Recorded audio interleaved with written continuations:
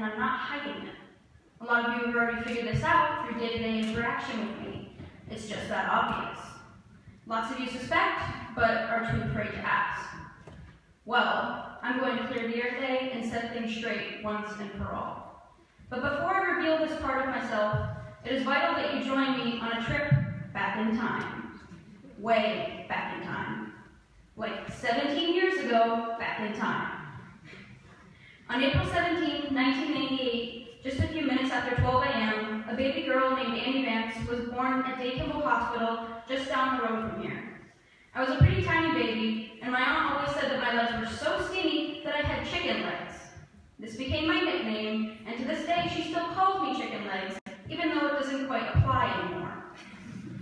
Skip ahead a few years, and we arrive at toddler Annie.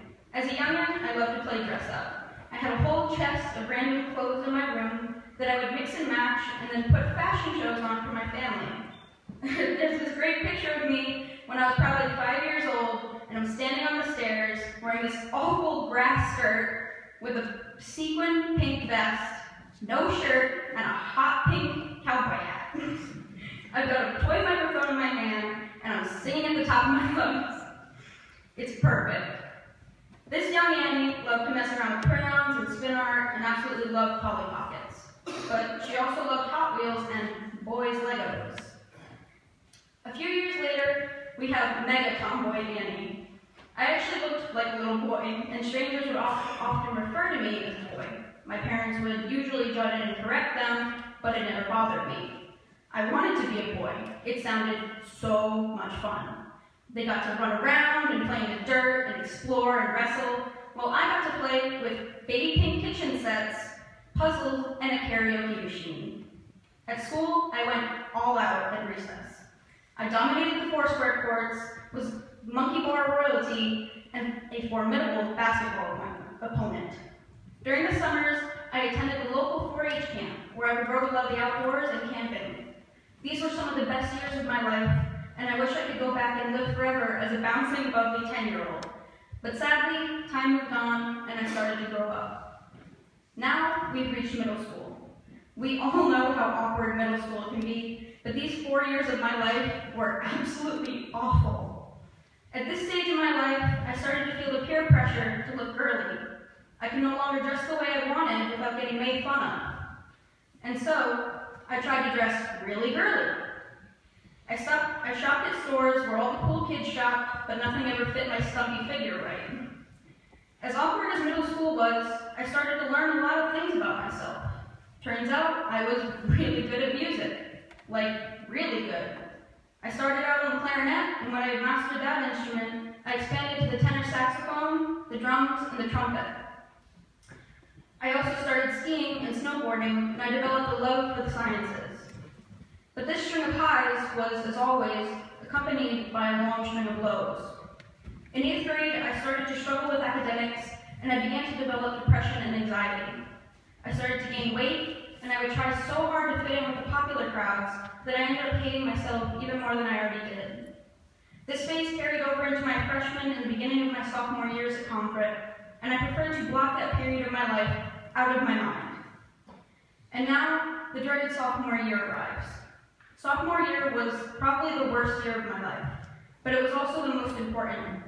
I began to realize that I had spent my whole life trying to fit in with specific groups of people, but I had never really given myself a chance to explore who I was and what I wanted in life. This epiphany led to drastic changes in how I carried myself, who I hung out with, what I thought of myself, and what I thought of others. I began to realize that school will never come easy to me. Throughout the course of the year, I started to see how mean some people can be. I started to see that racism, sexism, homophobia, and transphobia I had been hearing about in the news started to appear in my everyday life, and it began to eat away at my heart. It became more and more obvious that gender is not as black and white as we are taught when we are young. In fact, the gender we all know is really just a bunch of shades of gray. We all inherently have feminine and masculine traits, and these traits make every one of us beautiful beyond compare. But probably the biggest realization that came out of my sophomore year was that I can be whoever and whatever I want to be, and no one has the right to tell me otherwise. And so, we arrived at the current day Annie. Even though these past 17 years have been difficult, I wouldn't change a thing, because I probably wouldn't end up where I am now. I don't really care what I look like on most days, I just want to be comfortable. Some days I dress up, some days I'll just wear a plain t-shirt and jeans. Sometimes I'll shave my legs, sometimes I won't. Sometimes I wear makeup, most of the time I go au naturel. Some days I wear feminine perfume, others are Arbo men's cologne. I've come to love theater and all the people that are involved in it. They are some of the most genuine people I have ever met, and I want to thank every single one of you, you know who you are, for accepting and embracing all of me, no matter what. I've accepted the fact that my laugh is obnoxious, and some people just do not like puns, even though they are the best kind of humor. I've learned to love myself and accept that I'm still learning and changing, and who I am 5, 10, 20 years from now may be completely different. But for the first time in my life, I finally feel like I've reached a point where I can allow myself to be happy and live the way I want to.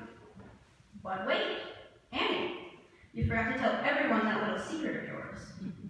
Well, most of you have probably already figured it out, but if you haven't, I'll oblige. My secret is that I am me. I am entirely, 100%, uncompromisingly me. And so my name is Annie Vance, I am me, and I am done apologizing for being everything I could ever hope to be. Thank you.